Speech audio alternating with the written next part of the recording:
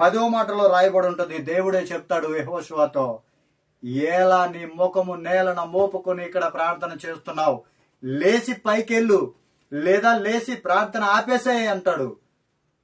వచ్చిన జవాబు ఏంటో తెలుసా? అంతటి భక్తుడు ప్రార్థన చేస్తేనే ప్రార్థనకి జవాబు ప్రార్థన ఆపేయని వచ్చింది. ఎందుకో తెలుసా?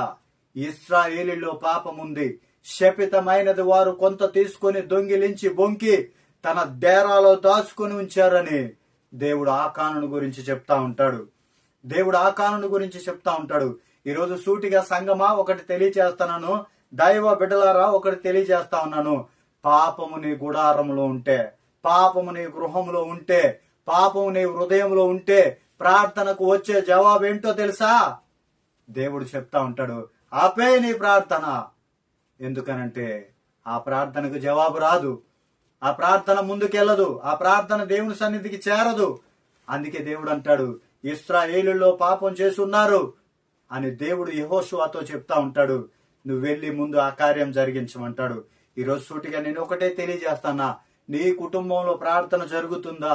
ఒకవేళ ప్రార్థన జరిగినా అది జవాబుకరమైన ప్రార్థనేనా? దేవునికి ఇష్టకరమైన ప్రార్థనేనా? దేవుని నుంచి దీవెనలు వచ్చే ప్రార్థనేనా? లేకపోతే ప్రార్థన ఆపే అటువంటి జవాబు ఏదైనా వస్తుందా? సూటిగా మనల్ని మనం పరీక్ష చేసుకోవాలి. కొంతమంది చూడండి, ఎంతో కాలం నుంచి ప్రార్థన చేస్తా ఉంటాం, కానీ జవాబు రాదు.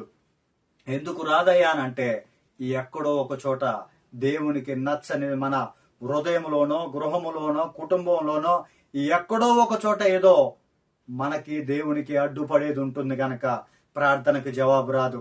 యెహోషువ ప్రార్థన చేస్తున్నాడు, బట్టలు చింపుకొని ప్రార్థన చేస్తున్నాడు, తలల మీద ధూళి పోసుకొని ప్రార్థన చేస్తున్నాడు.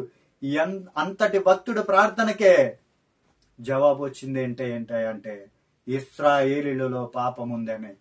ఒకసారి గమనించు. సూటిగా ఈ రోజు ఈ క్వశ్చన్ నీకే, లేకపోతే సూటిగా ఈ వాక్యం నీతోనే మాట్లాడుతా ఉంది. ఉందా ప్రార్థన? ఉందా నీ కుటుంబంలో? జవాబు వచ్చే ప్రార్థనగా ఉందా? జవాబు రాని ప్రార్థనగా ఉందా? ఒకసారి మనమే సూటిగా పరీక్ష చేసుకోవాలి. సూటిగా మనల్ని మనం పరీక్ష చేసుకోవాలి. ఆమేన్.